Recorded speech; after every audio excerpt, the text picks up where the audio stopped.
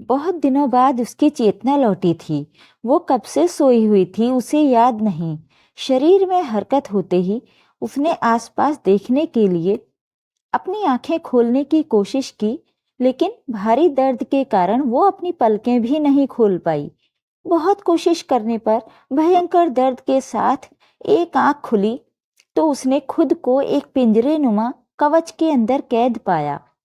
हाथ पैर हिलाने की कोशिश की, सभी तो ठीक चल रहा था सिवाय चेहरे के। अब चेहरे पर होते भयंकर दर्द ने उसकी चीख निकाल दी। उसकी चीख सुनते ही उसके पास बैठी उसकी माँ और नर्स तेजी से उसकी ओर ऐसे लपकी मानो उसकी आवाज का उन्हें बहुत बेसब्री से इंतजार हो। कैसी है अवनी? मम्मी की उत्तेजना और दर्द में डूबी आवाज को सुनकर वो समझ गई थी कि मम्मी उसकी एक आवाज सुनने के लिए कितनी आतुर थीं। मम्मी, मैं कहाँ हूँ?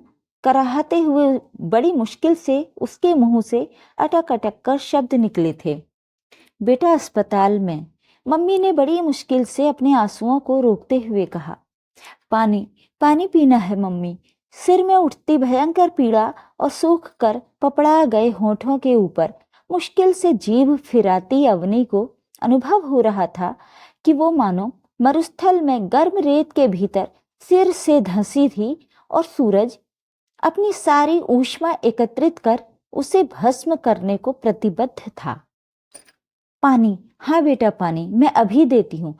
सुनते ही बदहवास माँ अस्पताल के उस कक्ष से बाहर नर्स से पूछने भागी कि पानी देना है या नहीं।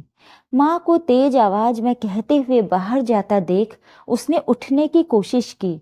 कोहनियों पर हाथों को टेक कर उठने की थोड़ी हरकत की, पर शक्तिहीन हुआ उसका निस्तेज शरीर पलंग पर ही पड़ा रहा।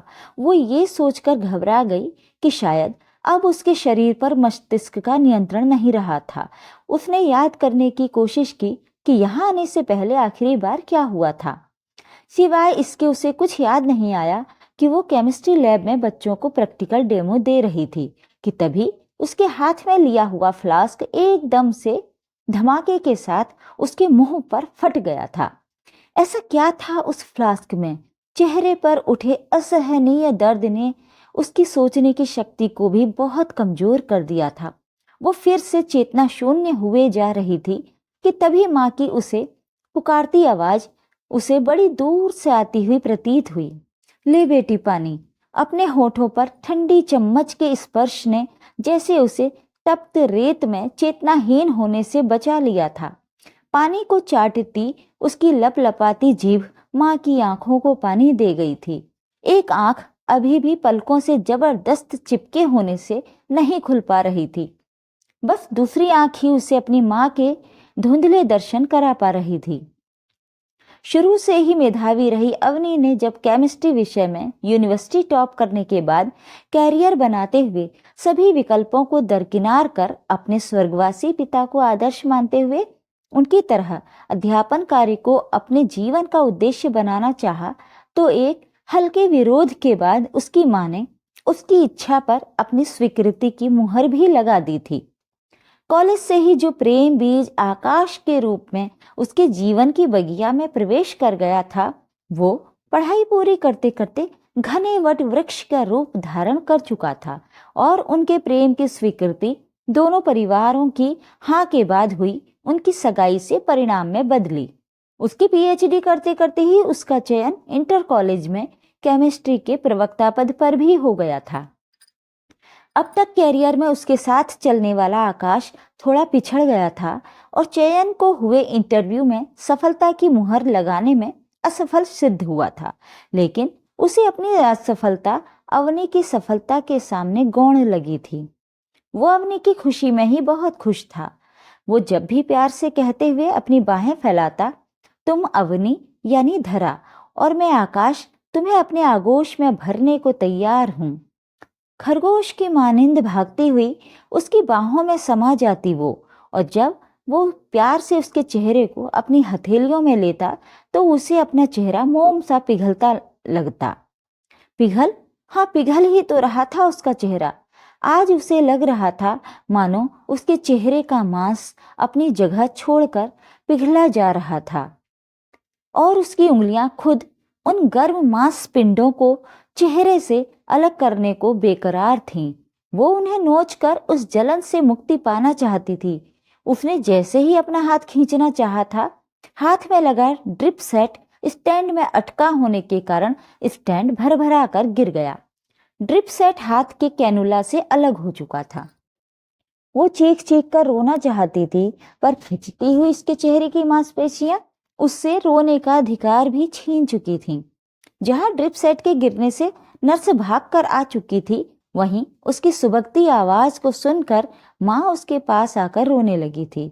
माँ का रोना सुनकर जैसे वो स्वप्न से जागी और याद करने लगी पापा से किए हुए वायदे को कि वो मम्मी को कभी दुखी नहीं होने देगी। ये सोचकर उसने अपनी असहनीय पीड़ा को एक तरफ कर माँ से धीरे से चुप हो जाने को कहा और कहा उसे कोई ज्यादा तकलीफ नहीं थी। माँ को क्या समझ में नहीं आ रहा था कि वो किस परिस्थिति से गुजर रही थी। अवनी की बात सुनकर माँ बिना आवाज करें धीरे धीरे सुबकने लगी। आकाश कहाँ है मम्मी? उसे सबसे महत्वपूर्ण बात याद आई। आता होगा, एफआईआर दर्ज कराई है उसने। पुलिस तेरा स्टेटमेंट लेने आती ही होगी। उसने माँ से पानी पीने को मांगा। नर्स तेज आवाज में चिल्लाते हुए हाथ दोबारा ना हिलाने का कहकर ड्रिप सही करके चली गई। मम्मी धीरे धीरे उसके पैरों को सहला रही थीं और वो एक बार फिर तप्त रेगिस्तान में बहते लावे में डूब उतर रही थी। आप बता सकती हैं कि आप उस समय क्या कर रही थीं? एक तेज कड़क आवाज के साथ वो लावे से बाहर निकल आई थी। बेटा, इंस्पेक्टर साहब तुम्हारा स्टेटमेंट लेने आए हैं। सुनते ही एक बार फिर उसका मन बहुत तेजी से चीखने का हुआ। उसे पता था साथ में आकाश खड़ा होगा। वो आकाश से लिपट कर रोना चाहती थी। शायद उसके प्यार की बारिश उसके तप्त मांसपिंडों को कुछ देर शीतलता दे जाए। उसने अपना स्टेटमेंट दे दिया था। देने को कुछ खास था ही नहीं। वो रोज की तरह लेबोरेटरी में प्रैक्टिकल समझा रही थी। बहुत खुश थी उस रोज। थोड़ी देर पहले आकाश उसे अपने हनीमून के लिए फाइनल की हुई लंदन ट्रिप के बारे में बताने जो आया था। फ्लास्क में साधारण सा मिक्स सॉल्यूशन था। वो एकदम से इतना एक्सप्लोसिव कैसे हो गया, ये बात बताने में वो असमर्थ थी। पुलिस ने अज्ञात के खिलाफ एफआईआर दर्ज करते हुए अपनी औपचारिकता निभाई। पुलिस चली गई। उसे और आकाश को अकेला छोड़कर मम्मी भी बाहर चली गईं। बस रह गया दोनों के बीच पसरा मौन और उसके दोनों हाथ पकड़े आकाश के हाथों का स्पर्श। वो बहुत देर तक अपने हाथों पर आकाश के अश्रुओं की ऊष्मा महसूस करती रही, पर यह गर्मी उसके जलते चेहरे पर बर्फ का काम कर रही थी। दिन गुजरने लगे। आकाश रोज आता, उसका मन बहलाने को उसे कहानियां पढ़कर सुनाता। अवनी का उपचार जारी था। डॉक्टर्स ने एक सर्जरी को बोला था। इस बीच एक दिन आकाश आया। उसकी आवाज से साफ लग रहा था कि आज वो परेशान था। उसका कहना था कहीं नौकरी न मिलने की वजह से घर पर उसे मिलने वाले तानों की संख्या बढ़ती जा रही थी। कुछ उसके कहने का ढंग था कि अवनी हंस गई थी कि अवनी आज कई दिनों बाद असहनीय दर्द में भी हंस गई थी और हंसने का प्रयास करते ही उसके चेहरे की मांसपेशियां उससे एक बार फिर खुश होने का अधिकार छीन ले गईं। वो कराहते हुए अटक अटक कर बोली, इधर तुम्हें काम न मिलने के ताने मिल रहे हैं, उधर मुझे मिली नौकरी अब व्यर्थ है। मुझे तो अब लगता ही नहीं कि मैं कभी भविष्य में दोबारा पढ़ाने योग्य भी हो पाऊंगी। काश ऐसा होता कि मेरी नौकरी तुम कर लेते। हाँ, इसमें हर्ज ही क्या है? मैं करूं या तुम, बात तो एक ही है। उस समय बाहर से अंदर कक्ष में आते हुए अवनी की मम्मी ये सुनकर ठिठक गईं, लेकिन उन्होंने उस समय कुछ नहीं कहा। करीब 6 महीने के अथक प्रयास के बाद, एक बार हुए ऑपरेशन के बाद वो खतरे से तो बाहर आ गई थी, लेकिन उसका चेहरा बहुत विकृत हो गया था। जब उसके चेहरे से पट्टी हटाई गई तो वो एक आंख से ही मम्मी के चेहरे के सारे भाव पड़ गई थी। उसकी एक आंख ने अपनी रोशनी जो खो दी थी। एक आंख के सहारे जब छड़ी की सहायता से धीरे धीरे उठकर अस्पताल के उस कक्ष के वॉशरूम में अकेली पहली बार गई तो वहां लगे आईने में अपना विभत्स चेहरा देखकर वहीं बैठकर जार जार रोने लगी। बड़ी मुश्किल से मम्मी उसको उठाकर संभालते हुई बिस्तर तक ला पाई थी। वो आज मन में निर्णय ले चुकी थी कि आज जब आकाश आएगा तो वो उससे आइंदा यहाँ आने के लिए मना कर देगी। हृदय की गहराइयों में आकाश को जिस कोमलता से उसने बसा रखा था, उसे यूं अपना विभत्स चेहरा दिखाकर तो मजबूर नहीं करेगी ताउम्र स्वयं को ढोने के लिए। पापा ने कितने चाव से उसका नाम अवनी रखा था। जन्म से ही उसके चेहरे पर फैली मुस्कान देखकर पापा ने कहा था, उसका ओजस्वी चेहरा देखकर उन्हें स्थायित्व का भाव आता है, और धरा से ज्यादा स्थायी तो और क्या होगा, जो पूरी प्रकृति को अपने ऊपर स्थायी रूप से धारण करे हुए थी। बस उसका नामकरण हो गया अवनी, और उसने इस नाम को सार्थक करके भी दिखाया था, चाहे कितनी भी विकट परिस्थिति क्यों ना हो। वो कभी विचलित हुए बिना साहस धारण किए रहती। फिर आज उसका साहस कहाँ जाता रहा था। आकाश के असीमित प्यार ने उसके साहस के कवच में सेंध लगा दी थी। अब तो उसका साहस और धैर्य आकाश की एक प्यार भरी उसे पुकारती आवाज का मोहताज था। वो कैसे आकाश के बगैर रह पाएगी, ये सोचते सोचते उसके गर्म अश्रु उसके चेहरे को और पीड़ा पहुंचा रहे थे। मन से हार चुकी आंसू बहाती वो कब सो गई उसे खुद पता नहीं चला। थोड़ी देर में मम्मी और आकाश की आती तेज आवाजों के बीच उसकी नींद खुली। देखिए आंटी जी, इसमें हर्ज ही क्या है, सर्विस मैं करूं या अवनी, ध्यान तो उसका मुझे ही रखना है। आकाश के स्वर में आज अलग सी तलखी थी। अपनी बेटी का ध्यान रखने को मैं हूं अभी। मम्मी की कपकपाती आवाज ने उसे विचलित कर दिया था, पर वो अभी भी सोने का नाटक करते हुए ध्यान से दोनों की बातचीत सुन रही थी। पर सोच लीजिए आंटी जी, अभी अवनी की कई बार प्लास्टिक सर्जरी होनी है, अकेले आप कैसे मैनेज करेंगी। आकाश को लगभग धमकाते हुए बोलते हुए सुनकर तो उसे विश्वास ही नहीं हो रहा था कि ये उसका वो आकाश था जिसने कभी एक शब्द भी माँ से ऊंचे स्वर में नहीं कहा था। अभी तुम फिलहाल जा सकते हो, जब मुझे तुम्हारी जरूरत पड़ेगी मैं तुम्हारे ऑफर को मान लूंगी, लेकिन मुझे इस बारे में आपसे बात करनी ही नहीं है, मैं अवनी से बात करके ही जाऊंगा। मम्मी के कहते ही आकाश एकदम से अग्रेसिव हो गया था। मुझे आशा है आकाश, तुम मुझे हॉस्पिटल स्टाफ को बुलाने पर मजबूर नहीं करोगे। मम्मी का दृढ़ स्वर सुनकर उसका मन डूबा जा रहा था। ऐसा कौन सा ऑफर था आकाश का जो वो नहीं मान रही थी। ठीक है, मैं इस बारे में अवनी से ही बात करूंगा। और घमंड किसका है आपको? अब देखा है आपने अपनी लड़की का चेहरा। वो जाते हुए आकाश को आवाज देना ही चाहती थी कि उसने देखा आकाश पूरी ताकत से उसकी मम्मी को देखता हुआ एक लात दरवाजे में भरपूर जोर से मारते हुए निकला था। वो आकाश का ये रूप देखकर सहम गई। न जाने कितने घंटे वो सिर में सिर मिलाए पार्क में साथ बैठे रहते। वो कितना भी क्यों न तंग करती आकाश को, लेकिन वो बदले में बस मुस्कुराते रहता। जब वो प्यार से उसे बाहों में भरकर उसके गालों को छूता तो उसके रुई जैसे सफेद गाल सुर्ख लाल हो जाते। तो वो हथेलियों से अपना चेहरा ढककर घंटों उसके सीने से लगी रहती। वो कहता, इन गालों और चेहरे पर उसका पूरा अधिकार है। फिर आज वो कैसे भूल गया था कि ये बिगड़ा हुआ चेहरा अभी भी उसकी धरोहर ही तो था।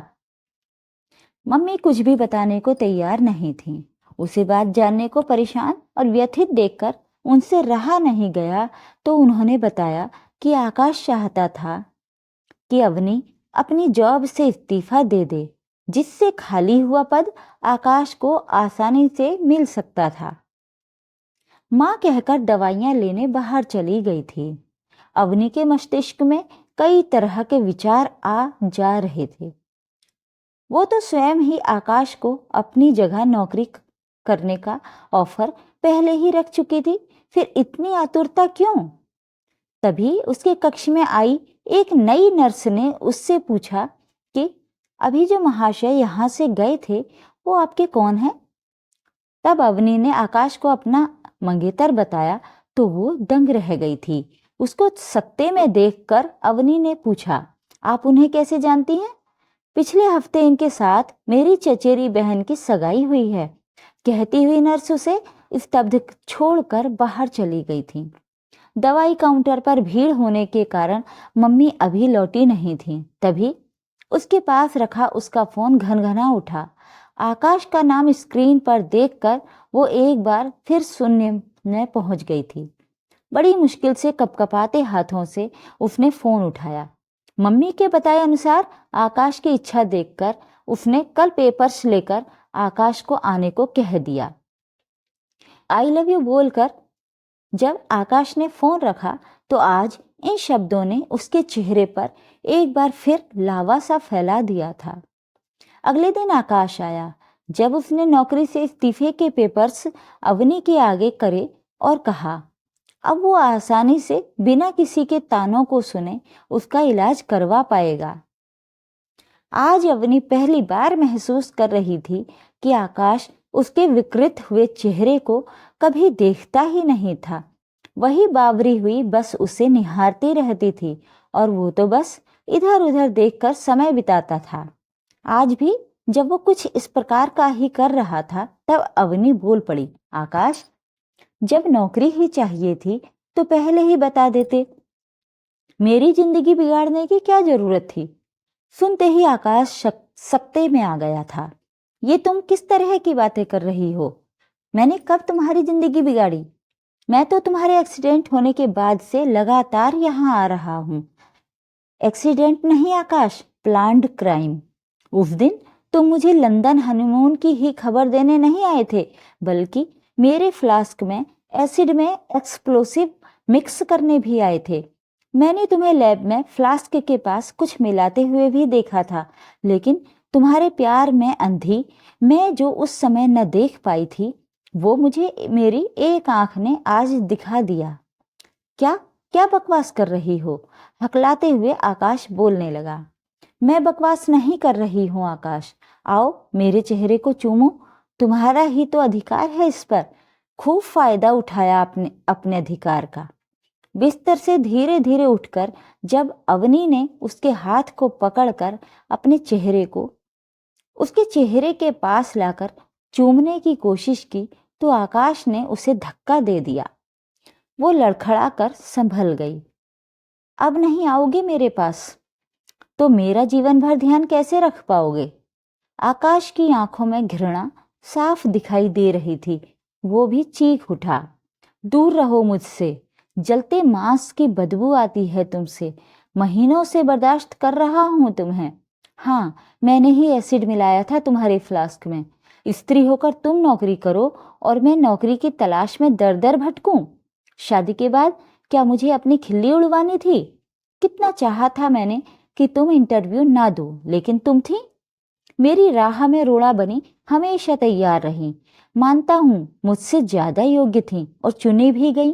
बस तभी से मैंने सोच लिया था ये नौकरी भी तुम्हारे पास रहने नहीं दूंगा और इसलिए जला दिया मुझे, बस बिना ये सोचे कि मेरा क्या होगा। अपना चेहरा हथेलियों में लिए अवनी फूट फूट कर रो रही थी। कुछ नहीं होगा तेरे साथ मेरी बच्ची, तू सर्जरी के बाद फिर से अपना जीवन जिएगी। होगा तो अब इसके साथ जो भी होना है। अवनी ने नजर उठाकर देखा, कमरे के दरवाजे पर मम्मी, स्कूल की प्रिंसिपल और पुलिस को साथ लिए खड़ी थीं। आकाश ने भागने की कोशिश की पर सिपाही ने उसे तुरंत दबोच लिया। हथकड़ियों में जकड़ा सिर झुकाए आकाश एक नजर अवनी पर डालकर पुलिस के साथ चला गया। धरा सा धैर्य सहेज कर अवनी अपनी 3 सर्जरी के बाद आज फिर स्कूल जा रही थी। एक आंख की रोशनी खो चुकी अवनी जब स्कार्फ से अपना चेहरा ढककर स्कूल पहुंची तो पूरे स्टाफ और विद्यार्थियों ने तालियों की गड़गड़ाहट के साथ उसका स्वागत किया।